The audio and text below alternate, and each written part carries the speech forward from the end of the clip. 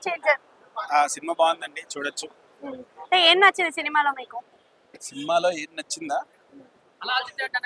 అలా అని కదా, సినిమాలో ఒక పలానా ఎలిమెంట్ గురించి టచ్ చేస్తే ఇది నచ్చిందని చెప్పొచ్చు, బట్ అన్ని టచ్ చేశారు. సో నానా హైరానాకి 6 కోట్లు ఇచ్చి తర్వాత ఇంత హైప్ ఇచ్చిన తర్వాత కూడా మరి ఎందుకు ఆ సాంగ్ తీసేసినారు అనుకుంటారు? అది సాంగ్ పెడితే ఇంకొంచెం లేసి కొంచెం లాగ్ అవుతుంది తప్పితే దాన్ని పెట్టడం వల్ల యూజ్ ఏం లేదు. ఓకే. సో అంటే లాగ్ అనిపించిందా మరి మీకు సినిమాలో? లేదు, అది పెట్టుంటే లాగ్ అవుతుందని చెప్తున్నా. ఓకే. అంటే ఇప్పుడు మనకి డ్యూయల్ క్యారెక్టర్స్ కనిపించాయి కదా, డ్యూయల్ క్యారెక్టర్స్ అనేది మీకు ఏ క్యారెక్టర్ నచ్చింది బాగా? అప్పన్న క్యారెక్టర్, ఓల్డ్ రామ్ చరణ్ ఎవరైతే ఉంటారో ఆయన హైలైట్. సో అందులో అంత ఫైర్ లేదు అని అంటున్నారు కదా. ఫైరా? ప్రతిదానికి ఫైర్ అంటే కష్టం. అది ఎమోషన్స్ మీద బేస్ అయిన క్యారెక్టర్ అది. సో దానికి ఎక్కువగా యాక్షన్ చేయడానికి, యాక్షన్ యొక్క ఐ మీన్ రామ్ చరణ్ గారి యాక్షన్ యొక్క పర్ఫార్మెన్స్ చూపించడానికి బాగా యూజ్ అవుతుంది.